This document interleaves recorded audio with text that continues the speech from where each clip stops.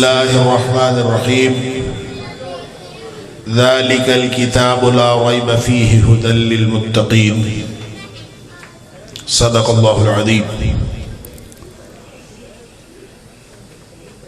اللہ کریم نے یہ جو قرآن اپنا کلام نبی اکرم صلی اللہ علیہ وآلہ وسلم کے ذریعے سے انسانیت کو عطا فرمایا ہے،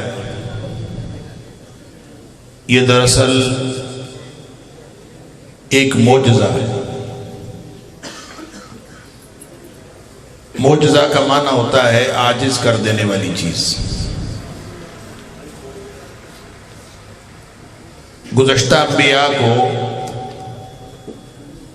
مختلف ادوار میں مختلف قسم کے معجزے عطا ہوتے رہے۔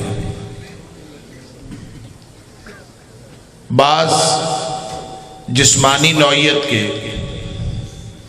یا حسی نوعیت کے معجزے تھے، بعض طبی نوعیت کے معجزے تھے۔ کہتے ہیں کہ جب حضرت موسیٰ علیہ السلام اس دنیا میں تشریف لائے اور مبعوث ہوئے تو اس علاقے میں جادو کا دورہ تھا، اس لیے حضرت موسیٰ علیہ السلام کو جس قسم کے معجزے عطا ہوئے وہ جادو کا توڑ تھے۔ اسی طرح حضرت عیسیٰ علیہ السلام کو اللہ کریم نے جس طرح کے معجزے دیے وہ طبی نوعیت کے تھے۔ اس کی وجہ یہ ہے کہ اس دور میں طب کا دورہ تھا، تو جب بھی وحی الہی کسی بھی اعتبار سے کسی نبی پر نازل ہوتی ہے تو وہ اپنی کیفیت میں اپنی نوعیت میں معجزہ ہوتی ہے، لیکن نبی اکرم صلی اللہ علیہ وآلہ وسلم کو یہ قرآن عطا ہوا، یہ دنیا کائنات کے سارے معجزے ایک طرف اور یہ اللہ کا کلام ایک معجزے کے طور پر نبی اکرم صلی اللہ علیہ وسلم کو عطا ہوا۔ اس کی وجہ یہ ہے کہ معجزہ عطا ہونے کی جو حکمت ہے وہ یہ ہوتی ہے کہ لوگ اس معجزے کو دیکھ کر ایمان لیں۔ نبی اکرم صلی اللہ علیہ وآلہ وسلم نے خود فرمایا ما من الانبیاء نبی الا اعطی ما مثلہ آمن علیہ البشر، کہ جتنے بھی نبی آئے ہیں ان سب کو کوئی نہ کوئی معجزہ ایسا عطا ہوا جس کی وجہ سے لوگ ایمان لاتے رہے۔ وَإِنَّمَا كَانَ الَّذِي أُوتِيتُ، اور جو مجھے معجزہ عطا ہوا فرمایا وحیاً، مجھے اللہ کریم نے وحی کی صورت میں ایک معجزہ عطا کیا، اوحاہ اللہ تعالی الیہ، اس معجزے کو اللہ نے میری طرف وحی کیا۔ پھر نبی پاک صلی اللہ علیہ وسلم نے ساتھ یہ بھی فرمایا، چونکہ معجزے کا مطلب اس کی حکمت یہ ہوتی ہے کہ لوگ ایمان لائیں، لہذا نبی اکرم صلی اللہ علیہ وسلم کو جو معجزہ عطا ہوا یہ علمی معجزہ بھی ہے، یہ صوتی معجزہ بھی ہے، یہ حسی معجزہ بھی ہے، یہ قیامت تک کے لیے ایک زندہ معجزہ بھی ہے۔ لہذا نبی اکرم صلی اللہ علیہ وسلم نے فرمایا کہ میں اللہ سے امید کرتا ہوں، ارجو من اللہ تعالی، میں اللہ کریم سے امید رکھتا ہوں ان اکون اکثر تابعا یوم القیامہ، کہ میں قیامت والے دن سارے نبیوں سے زیادہ پیروکار لے کے آؤں گا، کیونکہ مجھے جو معجزہ عطا ہوا ہے اس سے طاقتور معجزہ کسی کو عطا ہی نہیں ہوا۔ اب یہ معجزہ صرف علم کے اعتبار سے نہیں ہے، ہو نہیں سکتا کہ صرف انسان نہیں، دنیا کائنات کی کوئی چیز ہو نہیں سکتا کہ وہ قرآن سنے اور وہ متاثر نہ ہو۔ کافروں کا دل پتھروں سے بھی زیادہ سخت ہوتا ہے، پتھر تو متاثر ہوتے ہی ہیں اللہ کے قرآن سے، لیکن کافروں کا دل بھی متاثر ہوتا ہے اللہ کا قرآن سن کر۔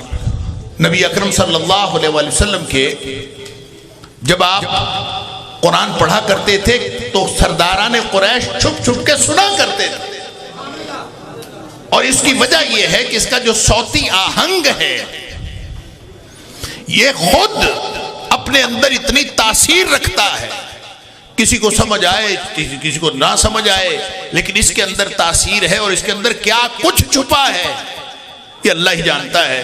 نبی اکرم صلی اللہ علیہ وسلم فرمایا لا تنقضی عجائبہ، قیامت تک لوگ اس کے عجائبات تلاش کرتے رہیں، کبھی مکمل نہیں ہو سکتے، کبھی ختم نہیں ہو سکتے۔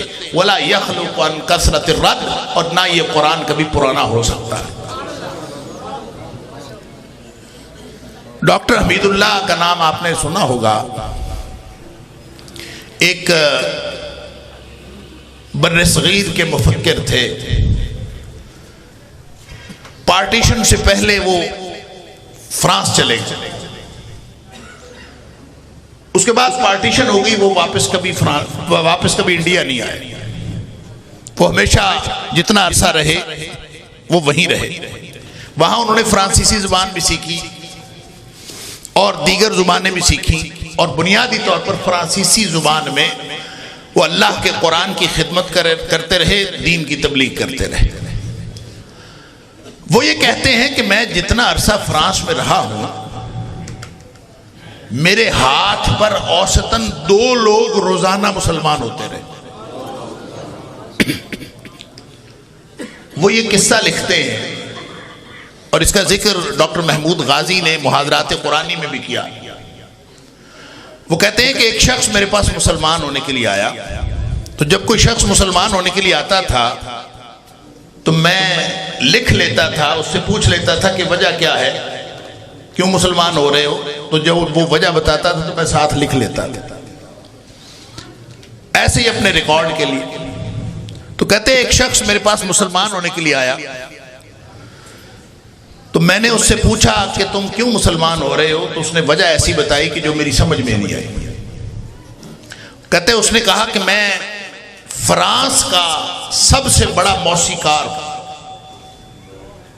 اور مجھے موسیقی کی ساری دھنوں کا علم ہے۔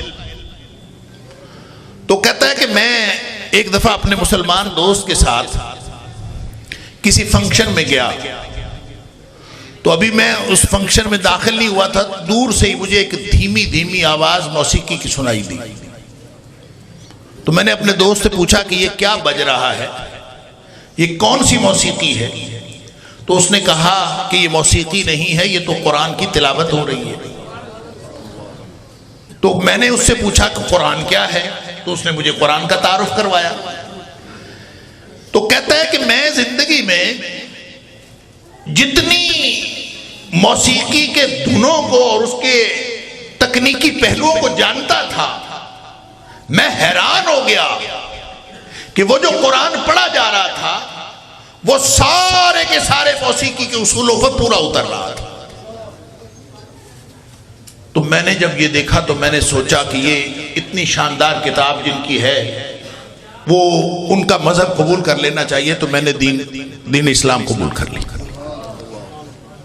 ڈاکٹر حمید اللہ کہتے ہیں مجھے سمجھ نہیں آئی یہ کیا کہہ رہا ہے، کہ قرآن کوئی موسیقی کی کتاب تھوڑی ہے، قرآن تو اللہ کا کلام ہے، اس میں آہنگ ہے، اس میں خوبصورتی ہے، اس میں ردم ہے، لیکن یہ موسیقی تو نہیں۔ تو کہتے میری سمجھ میں نہیں آئی، لیکن میں نے لکھ لی کہ اس کی وجہ اس نے یہ بتائی۔ یارک ییلبر اس کا نام، یہ ڈاکٹر صاحب نے لکھا بھی اس کا نام۔ بہرحال وہ کہتے ہیں کہ میں نے لکھ لیا، تو کچھ دنوں بعد وہ کہتے ہیں کہ میری طریقہ کار میرا یہ تھا کہ میں کسی مسلمان کو اس کا گائیڈ معلم مقرر کر دیتا تھا، اور وہ چلے جاتے تھے، بھئی ایک گفتگو بعد میں کر لیں، بڑی مہربانی ہے آپ کی، اگر آپ نے کوئی قیمتی گفتگو کرنی ہے تو میں خاموش ہو جاتا ہوں، آپ پہلے کر لیں، پھر اس کے بعد ہم گفتگو شروع کر لیں۔ بعض اوقات ہم بات کرنی ہوتی ہے، میں آپ کو منع نہیں کرتا، لیکن مجھے خاموش کرو۔ اعوذ باللہ من الشیطان۔ تو ڈاکٹر صاحب یہ لکھتے ہیں کہ چند مہینے بعد میں نے اس کا معلم مقرر کر دیا، اس کو بھیج دیا کہ اس کو سکھاؤ۔ تو کچھ عرصے بعد اس معلم کا فون آیا، پہلے اس کا فون آیا یارک یلبر کا، یہ کہتا ہے کہ یہ جو تم نے مجھے استاد دیا ہے نا، یہ مجھ سے کچھ چھپا رہا، مجھے صحیح نہیں بتا رہا، یہ کوئی چیز چھپا رہا۔ ڈاکٹر صاحب کہتے ہیں کہ میں حیران ہو گیا کیا چھپا رہا ہے۔ پھر میں نے اس کو فون کیا، بلکہ اس کا فون آ گیا، اس نے کہا جی یہ خام خواہ مجھے تنگ کر رہا ہے۔ خیر وہ کہتا ہے دونوں آ گئے میرے پاس۔ میں نے پوچھا کیا مسئلہ ہے؟ وہ کہتا ہے جی یہ مجھے پڑھا رہا تھا سورۃ الفتح، سورۃ النصر، جس کو سورۃ النصر، اذا جاء نصر اللہ والفتح، تو کہتا ہے یہ مجھے پڑھا رہا تھا، تو جب اذا جاء نصر اللہ والفتح ورأیت الناس يدخلون فی دین اللہ افواجا فسبح، وہ کہتا ہے کہ میں اس کو جب پڑھاتا ہوں تو یہ کہتا ہے افواجا اور فسبح، اس کے درمیان میں کچھ ہونا چاہیے۔ کہتا میں حیران ہو گیا، اس کے درمیان میں تو کچھ نہیں ہے۔ تو اس کو کہتے میں نے پوچھا بھی تم کیوں کہتے ہو کہ اس میں کچھ ہونا چاہیے؟ وہ کہتا ہے اس لیے کہ میں شروع سے قرآن پڑھنا شروع کیا ہے اور قرآن کی ہر آیت میرے ان موسیقی کے اصولوں پر پوری اتر رہی ہے، یہاں آ کے فرق پڑتا ہے، یہاں کچھ ہونا چاہیے درمیان میں، افواجا اور فسبح کے درمیان میں کچھ ہونا چاہیے۔ میں اس کو کہتا ہوں کچھ ہے، یہ کہتا ہے نہیں ہے۔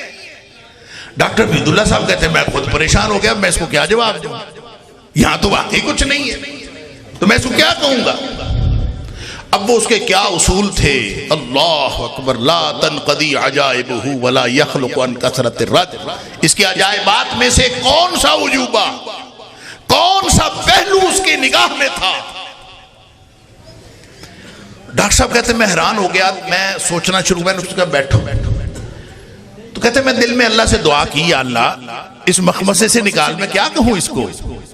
تو کہتے ہیں مجھے خیال آیا کہ بچپن میں نے جس قاری صاحب سے قرآن پڑھا تھا انہوں نے مجھے یہ کہا تھا کہ افواجا پہ رکنا نہیں ہے، افواجن فسبح پڑھنا ہے۔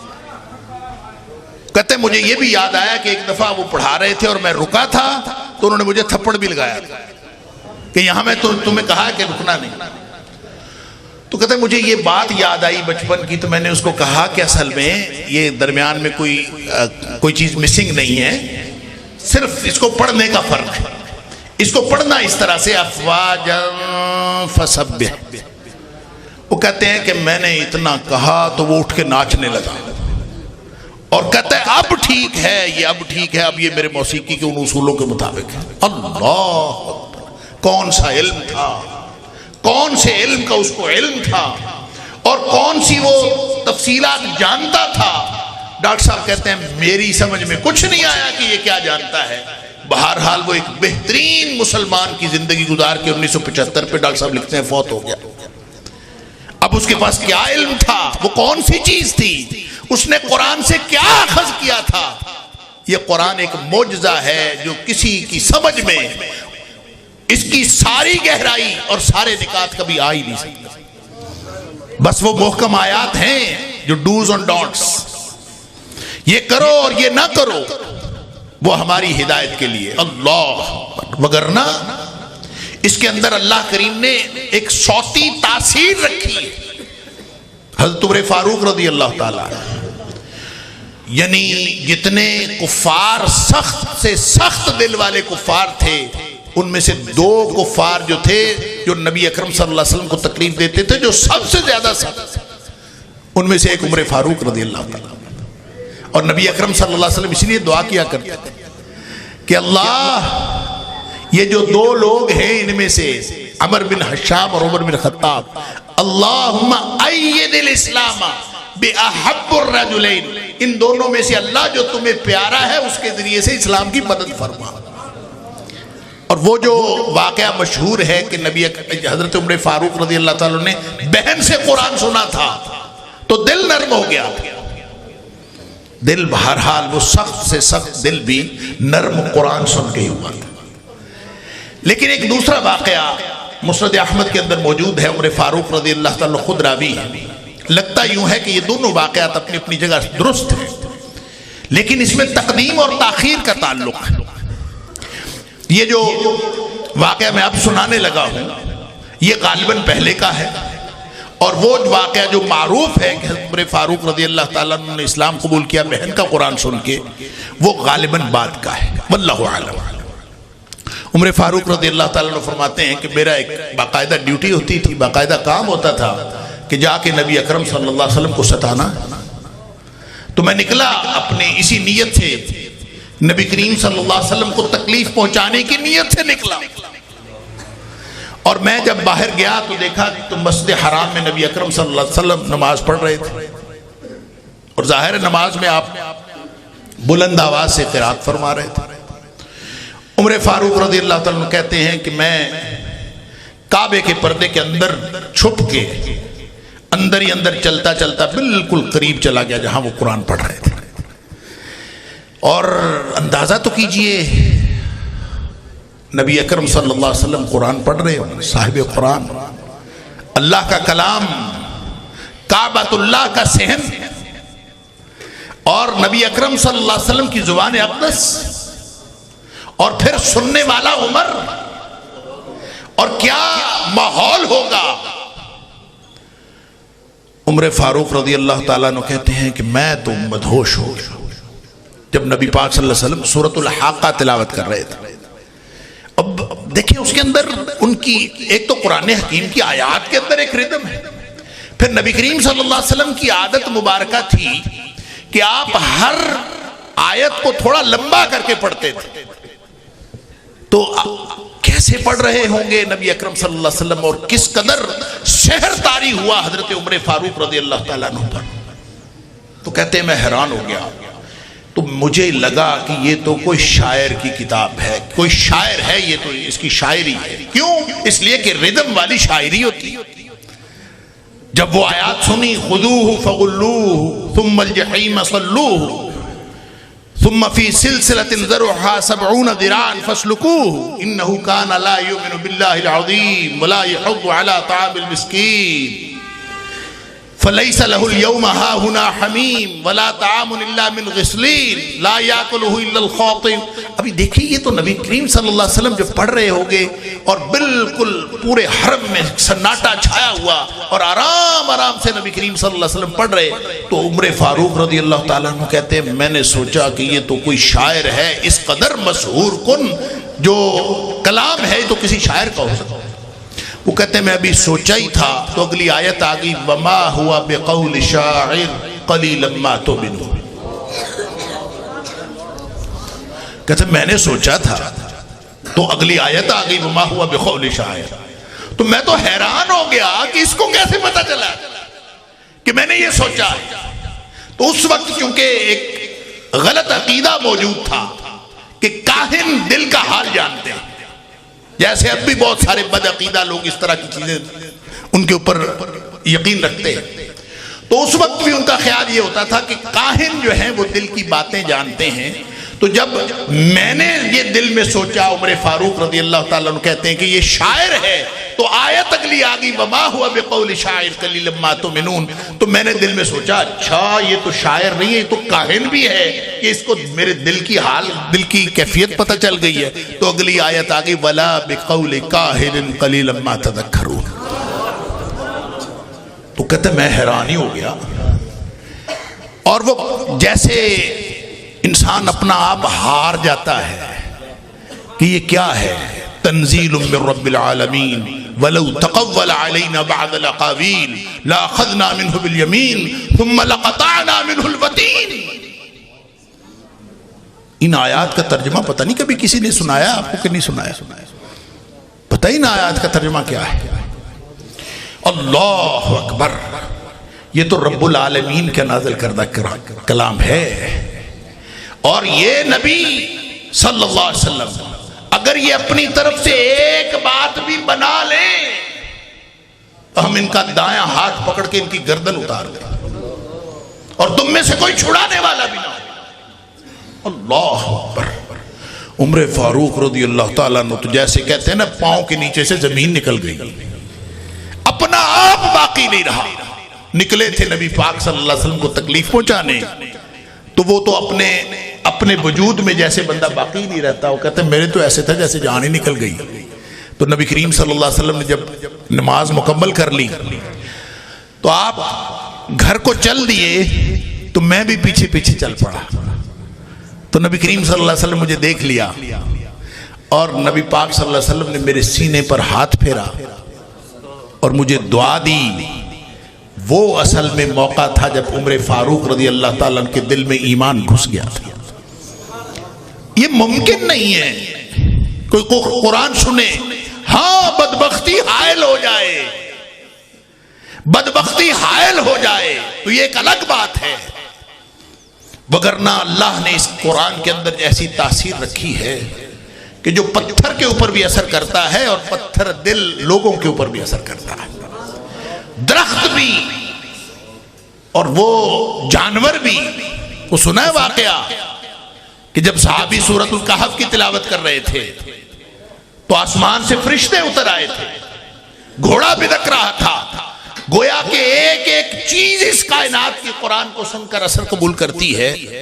تو یہاں یہ جو تلاوتیں ہو رہی ہیں سبحان اللہ، جس پر آپ جھوم جھوم جاتے ہیں اور سبحان اللہ کا ایک یوں چھل آتی ہے سبحان اللہ. مجھے میں دیکھ کر میں سوچ رہا تھا اللہ کرے کہ قرآن کی آیت سن کر ہمارے رونگٹے بھی کھڑے ہوں اور اللہ کرے کہ ہمارا دل بھی دہل جائے، اللہ کرے کہ ہمارے ایمان میں اضافہ ہو جائے. انما المؤمنون الذین اذا ذکر اللہ وجلت قلوبہم. مومن تو وہ ہوتے ہیں کہ جب ان کے پاس اللہ کا ذکر کیا جائے ان کے دل دہل جاتے ہیں. وَإِذَا تُلِيَتْ عَلَيْهِمْ آيَاتُنَا زَادَتْهُمْ ایمانا. جب ہماری آیتیں ان کے اوپر تلاوت کی جاتی ہیں تو ان کا ایمان بڑھ جاتا ہے، ایمان کے اندر اضافہ ہو جاتا ہے. لہذا اور پھر دوسری جگہ فرمایا کہ تقشعر منہ جلود الذین یخشون ربہم. یہ قرآن اللہ کا کلام ہے، وہی آیتیں بار بار دہرائی جاتی ہیں. اللہ نزل احسن الحدیث کتابا متشابہا مثانی تقشعر منہ جلود الذین یخشون ربہم. دل دہل جاتے ہیں، رونگٹے کھڑے ہو جاتے ہیں. میں آپ سے پوچھتا ہوں اور اپنے آپ سے پوچھتا ہوں، کیا قرآن سن کر کبھی رونگٹے کھڑے ہوئے ہیں؟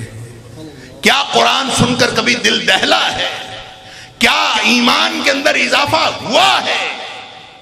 اگر ایمان میں اضافہ ہوا ہے، اگر رونگٹے کھڑے ہوئے ہیں اور اگر یہ ساری تلاوت کی پوری محفل قرات ہے ماشاءاللہ، اگر یہ سن کر ہم نے اپنے ایمان میں اضافہ محسوس کیا ہے اور دل دہل گئے ہیں تو آپ سب کو اور اس محفل کے منعقد کرانے والوں کو مبارک ہو. اور اگر ہم یہ ایک محفل کر کے اٹھ گئے، نہ کوئی دل کی کیفیت پر میں فرق پڑا، واہ واہ کر لی، سبحان اللہ کر لی، پڑھنے والوں نے خوب پڑھا، اگر ہم یہاں سے اٹھ کے چلے گئے اللہ اکبر، دلوں کو فرق ہی کوئی نہیں پڑا، ایمان میں اضافہ ہی کوئی نہیں ہوا، رونگٹے کھڑے ہی نہیں ہوئے، دل دہلا ہی نہیں، تو اس کا مطلب ہے ہم نے کوئی نہیں قرآن سنا. یہ قرآن سب کو ہدایت نہیں دیتا، سب کے ایمان میں اضافہ نہیں کرتا. کچھ لوگوں کے ایمان میں اضافہ کرتا ہے، کچھ لوگوں کے کفر میں اضافہ کرتا ہے. وَلَا يَزِيدَنَّ كَثِيرًا مِّنْهُمْ مَا أُنزِلَ إِلَيْكَ مِن رَّبِّكَ طُغْيَانًا وَكُفْرًا. لازماً اضافہ کرے گا اے حبیب صلی اللہ علیہ وسلم، جو کچھ آپ کے رب کی طرف سے نازل کیا جاتا ہے لازماً اضافہ کرتا ہے. کثیرًا منہم، ان میں سے اکثریت کو، یہودیوں اور عیسائیوں کے بارے میں کہا، اکثریت کو قرآن جب نازل ہوتا ہے تو ان کے سرکشی اور کفر میں اضافہ کرتا ہے. نہ قرآن سرکشی کی کتاب ہے، نہ قرآن کفر کی کتاب ہے. قرآن تو ہدایت کی کتاب ہے. تو یہ ہدایت کی کتاب کسی کے کفر میں اضافہ کر رہی ہے، کسی کی طغیان میں اضافہ کر رہی ہے. یضل بہ کثیرا ویہدی بہ کثیرا، کسی کی گمراہی میں اضافہ ہو رہا ہے. کیوں؟ اس لیے کہ جو اپنے دل میں ریسیپٹیو ہو کے قرآن کو قبول کرنے کے لیے، اس کی ہدایت کو قبول کرنے کے لیے، اللہ کی معرفت سمجھتے ہوئے، اپنے اللہ کی عظمت ذہن میں رکھتے ہوئے، یخشون ربہم، اگر وہ اس طرح سے بیٹھ کر کہ میں اللہ کا کلام سن رہا ہوں، اس کائنات کے مالک اور خالق اور شہنشاہ کا کلام سن رہا ہوں، جب وہ اس طرح سے قرآن کو سن کے اپنے اندر قبول نہیں کرتا، اس کو کبھی ہدایت نہیں ملتی. ہدی للمتقین، ہدایت کس کو ملتی ہے؟ متقین کو. کون ہے متقی؟ کون کون سی شرائط ہے اس کی؟ ایک ہی شرط ہے، میں کسی تفصیل میں نہیں جاتا. ایک شرط ہے، ٹٹولیے اپنے اپنے سینوں کو.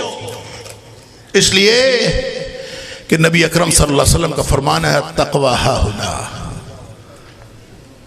تقوی یہاں ہوتا ہے. یہاں ہو تو بندہ متقی بنتا ہے، متقی بنتا ہے تو قرآن کی ہدایت کا مستحق بنتا ہے. ہدی للمتقین، یہاں کیا ہے؟ وہ کیا ہونا چاہیے؟ سینوں کو ٹٹولیے. سینے میں کیا ہونا چاہیے؟ ایک احساس. کیا احساس؟ کہ اللہ، سبحان اللہ، میں تیری ناراضگی سے بچنا چاہتا ہوں. اور دوسری پرت اس کی ہے کہ اللہ میں تیری خوشنودی حاصل کرنا چاہتا ہوں. دوسرے لفظوں میں یوں کہہ لیجئے کہ اللہ مجھ سے کوئی ایک ایسی حرکت سرزد نہ ہو جائے جو تیری ناراضگی کا باعث بن سکتی ہے. اور اللہ کوئی ایک ایسی حرکت، کوئی ایک ایسا کام مجھ سے ہونے سے رہ نہ جائے جو تیری خوشنودی کا باعث بن سکتا. دوسرے لفظوں میں نیکی کرنے کی شدید تڑپ دل میں اور گناہ سے بچنے کی شدید تڑپ دل میں اگر یہ ہے تو انسان قرآن کو سنے اور قرآن کو پڑھے کہ اللہ میں تیری ناراضگی سے بچنا چاہتا ہوں، اللہ میں تیری رضامندی حاصل کرنا چاہتا ہوں، اللہ اس قرآن کو تو میرے لیے راستہ بنا دے. پھر قرآن راستہ بنتا ہے اور وہ ہدایت ملتی ہے جو قرآن کا مقصد نزول ہے. اللہ مجھے اور آپ کو، ہم سب کو اس ہدایت کے قبول کرنے والا دل عطا فرمائے.